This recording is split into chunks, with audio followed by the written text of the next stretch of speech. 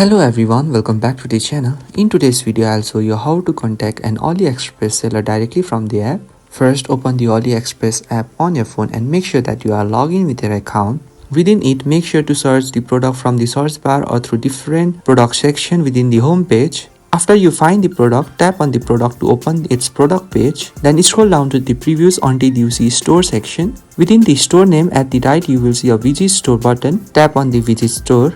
You are now redirected to the seller store page. By default, it's open the item page. At the top of the store page, you will see your search bar. Just below it, there is a contact icon. Tap on this contact icon to open the seller chat booth. Or you can also tap the chat icon at the bottom right corner of the store page. Both options open the same seller chat booth, so you can use either one. You can also contact the seller after placing an order. From the home page, tap on the account icon at the bottom right corner, and within it, tap on the shipped icon. As you can see, I have not ordered yet. It ensures that your order stay protected under AliExpress buyer protection.